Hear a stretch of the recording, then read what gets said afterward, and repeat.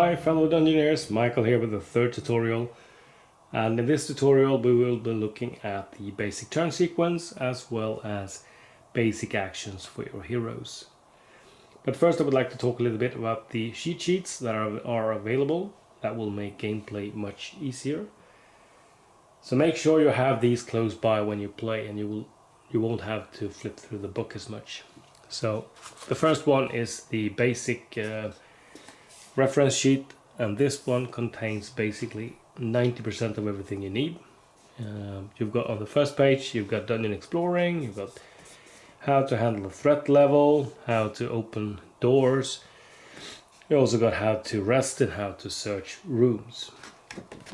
On the other side you have the combat modifiers, you have magic, psychology, and you also have the tables when searching the corpses of your enemies. On the monster card there is a small denotation saying maybe table 3, T3, and then you look at the table 3 and you roll on this table to see what kind of loot you get from that enemy.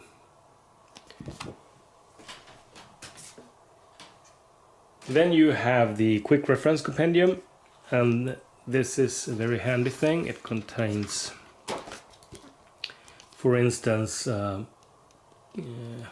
charts for how to place the enemies in most of the rooms that we have, at least. Will make things easier. It also contains plenty of tables to randomize things. It contains, for instance, here you've got the alchemy, what kind of parts you get from your defeated enemies. You have a spell table, so if you find a scroll, you can roll on what kind of spell you have found, and so on. So this one is a must to have close by. There might be some cases where you're told to randomize something and there is no table for it. In that case, you just need to figure out which die is the most suitable and then roll. Next up we have the search table. You will be searching for loot a lot, so as soon as you are looking at something on the tiles that you would like to search, this table is the one to reference.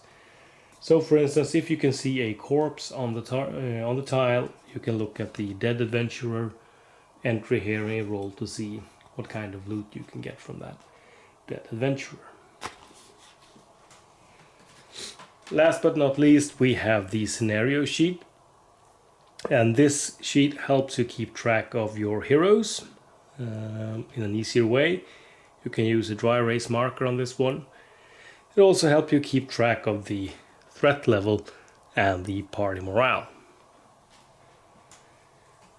We also have a number of tarot-sized cards that helps you as well. These contain rules, some of them how the enemies act, and some of them how to interact with terrain.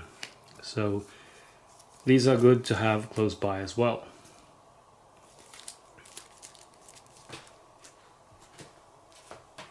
Throughout the quest you will keep track of the threat level, and as you play the threat level will inevitably rise.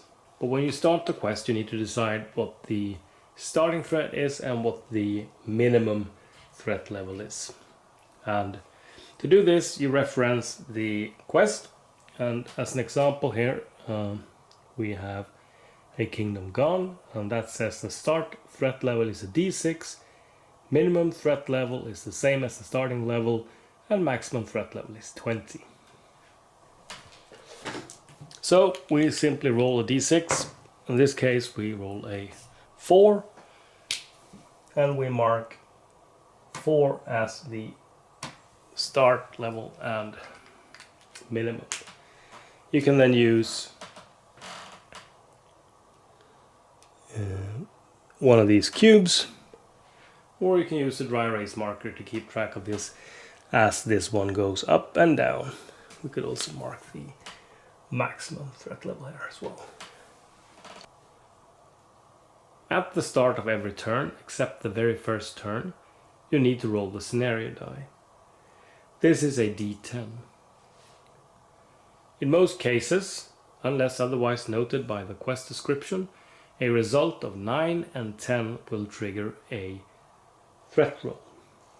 And the threat roll is done with a d20. In this case, I roll a 19. I then compare that to the threat level that I'm tracking on this. And in this case, we have a threat level of 4, which means I've rolled above and no special event is triggered. The threat level is, however, increased by 1. If I would have rolled below the threat level, I need to consult this chart. And there are two tables that are interesting. The topmost is if the party is not in combat, and the second one is if the party is in combat. I then roll the appropriate die, a d20 or a d10, and follow the instructions. Once done, I lower the threat level with the corresponding value mentioned in the far right column here. Worth mentioning is also that if I roll below the threat level, any torches will go out and any lanterns will be flipped to the other side. And if they've already been flipped once, they also go out and need to be refilled. There are plenty of things that can raise the threat level. There might be some cards indicating that the threat level should go up. If you roll above the threat level, it will go up by 1. If you try to break down doors and make noise, the threat level will go up by 2. Same goes if you're trying to break open a chest. If you open a door that is not locked, the threat level will also increase by 1. This means that the risk of something bad happening is slowly increasing, and the more noise you make, the quicker it increases. So you need to keep your pace up and get yourself to the objective room as soon as possible. While in the dungeon, the party can either be in combat or out of combat. As long as there are no enemy standees or miniatures placed on the table, they are considered to be out of combat. And please note that in some cases there will be wandering monsters, but as long as they are still moved as that token, the party is not in combat. As soon as they are replaced, however, or as soon as that token is replaced, however, with the corresponding standees, combat ensues. The reason I mention this is that the turn sequence is slightly different depending on if the party is in combat or not. As long as the party is not in combat, you are free to move your heroes in any order as you see fit. But as soon as you enter combat, you will switch to the initiative token system. But before we talk about combat, let's talk about basic movement and basic activation. Each hero and enemy have 2 action points that they may spend each turn. And they can be used to move, interact with objects, or fight. Movement can be done in any way you see fit. You can move in straight lines, you can move diagonally, and so on and so forth. And movement is defined by your character sheet, and normally it is 4. So you could spend 1, 2, 3, 4, for instance, in your first action, and you could move again in the second action. But if you do so, you only move at half pace. So 1, 2. Or you could do something else. You could search this chest or coffin, and once you've done that, you spend your second action moving, and as it is your first move, you will still move 4. Searching stuff can be done as long as you stand adjacent to them, and same goes for doors. If you want to interact with the door, you need to stand adjacent to them, and that is the 2 squares in front of the door. And whenever you interact with the door, you need the door quick reference card, which looks like this. And this topmost table will give you the information you need. So you roll a d10 and a d6. In this case, we rolled a 10 and a 6, which is the worst possible result, of course. It then says that the door is locked with a pick lock -20 modifier and a wound of 25. And the wound is the value you need to supersede to break down the door using violence. Pick lock modifier is added to your pick lock skill when trying to pick the lock. And if you roll a 6 on the d6, the door is also trapped, and then you draw a trap card. Let's say we draw this spear trap. Then you have two symbols at the bottom. You have an eye with a modifier, and you have two cogs with a modifier. The first thing you need to do is roll a perception roll with this, in this case, +5 modifier added to your perception skill. So that is your chance to spotting the trap before it is triggered. If you spot the trap, nothing happens, but the trap is still there. Next up, you could try to disarm the trap and use your lockpick skill with this modifier on your skill. If you succeed, the trap is removed and the door can be opened as normal. If you fail, the trap is triggered and the effect of the trap is then carried out. And one thing that always happens is that the sanity of the hero that triggers the trap is dropped by 2 and the party morale is dropped by 1.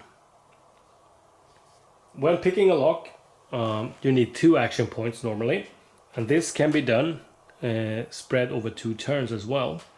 So if your hero is standing, let's say down here, you know the door is not trapped, but it's locked, you could move 1 action up to the door, spend your first action to start picking the lock. This action will then continue the next turn, where you spend 1 action point to complete the lock picking. You roll for the result, see if you've succeeded. If you did so, you may pass through. Something worth mentioning as well is that facing does matter, so your hero should always be facing, well, the monsters as well of course, should be facing one of the sides of the square. Changing facing is however free and can be done during your activation. Now let's add some more heroes to the table. We'll add a knight and an alchemist. And we are to move the druid here. As long as both of these are friendly, you are allowed to move diagonally between them. You cannot move through a square which contains either an enemy or a friendly character. If, however, one of these would be an enemy, you are not allowed to move diagonally between them. Now let's talk about searching for loot. Heroes can search for loot in 3 different ways. So you could either search the corpses of your enemies, you could search the furniture, or you can search the entire room. Searching the enemies can be done in 2 ways. Either you do the streamlined mode, which means that once the combat is done, you simply check the bestiary cards for which tables to roll on, and then you make the necessary rolls. Or you could go for the hardcore mode, where you have to actually move up to the corpse and search using the same table. When searching furniture, or maybe this dead adventurer, you move adjacent to the object and then you reference the search table.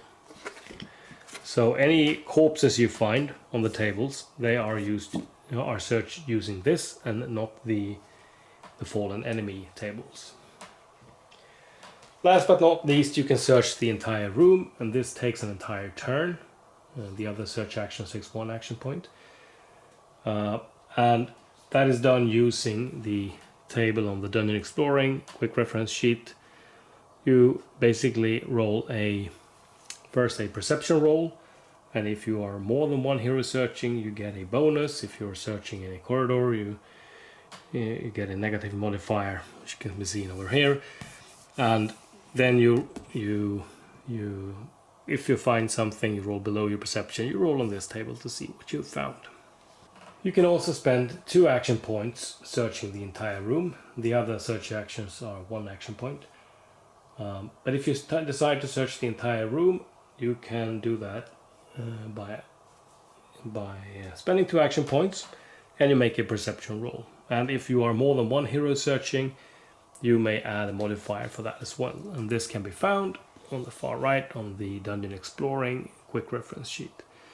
If you roll below your perception, you are allowed to roll on this table to see what you found. And there's also a modifier if you are in a corridor, so the chance of finding something good in a corridor is less than finding it in a room. The final thing I would like to talk about in this video is resting. Once again, on the Dungeon Exploring quick reference sheet, you can find the rules for resting. This is very useful whenever you are running out of energy, you're running out of mana, etc. Then you need to take a rest. But it's not without its perils. So there is a step-by-step instruction on how to do this. So first off, you may arrange the heroes as you see fit. Maybe you would like to keep your back free, so you stand up against the walls or something like that. You may bar the doors if you have iron wedges, or maybe you have spells or similar things that can help you close the doors. You deduct 1 ration of food from the party. That means if you don't have food, you cannot rest. You rearrange the gears on the heroes if you see fit. Maybe you need to move something from the backpack to a quick slot, or change a piece of armor or anything like that. You may even change items between the heroes. If there are any one-ring monsters on the table, in the form of these kind of tokens, you move them 3 times. You can't rest, by the way, if there are enemies on the table.